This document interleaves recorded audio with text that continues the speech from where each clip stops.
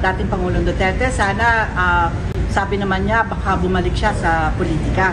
So yun, meron din kaming panawagan na sana nga bumalik na siya sa politika. Kailangan namin yung ganung klaseng leadership na pinakita niya for 6 years. Baka naman pwede magsalita rin yung aking mga kasamahan. Sige po, sir. Kayo, sir. We will support Duterte until forever. Yes. Tumino ang bayan sa time niya. Sana dito ulit siya, hindi namin siya iiwan hanggang sa huling patak ng lumayan. Si Ma'am Elizabeth naman. Ma'am, kayo po. Maraming salamat sa pagkakataong maipakita ko ang suporta ko sa dating Pangulong Duterte dahil hinahangaan ko siya noon pa, kinampanya ko siya, hindi ko siya pwede pabayaan ngayon dahil ayaw ko magkamali uli. Dapat tulungan ko at suportahan sana tumakbo siya uli. Para kasi hindi ako nagkamali sa kanya. Hindi ako nagkamali sa kanya. Ang laking tulong at pakinabang ng mamamayang Pilipino ng buong Pilipinas nang siya ang presidente. Nandito po kami para sa inyo. Ako po'y nangangarap na ang Duterte mabalik. Yung mga hindi pumalakpak, bahala kayo. Naran po kayo.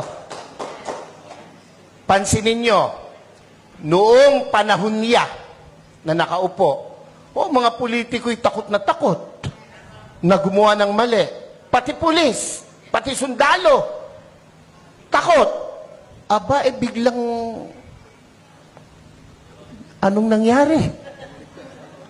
Ngayon ang mga kurakot mga nakaupo. Naran po kayo? Ako, tayo hindi pinanganak kahapon. Alam natin yan. Bakit ang isang obispo ay sumusuporta sa ganito? Aba, hindi masamang mangarap ng pag-unlad ng pagkakaisa sa bansa natin. Kung hindi tayo magsasalita at kikilos, kung hindi tayo magpapakita ng puwersa, ng lakas, sino? Alam mo, during the COVID, I talked to Senator Bongo para malaman nyo lang. Alam mo, naman sabi ng tao, mayabang na naman to. Ano? Sabi ko kay Senator Bongo, can I talk to the President, President Duterte, ng one-on-one? Kasi meron ako, I'm so blessed, meron akong savings. I'm willing to help. I have 50 million cash na pwede kong ibigay sa kanyang cheque at itutulong sa mga kababayan natin. In fairness kay Presidente at kay Senator Bongo, hindi kami pwedeng tumanggap ng pera. Really, bawal yan sa amin. Saka hindi tatanggapin niya, boss, sabi niya. Sa tulong mo na lang sa iba.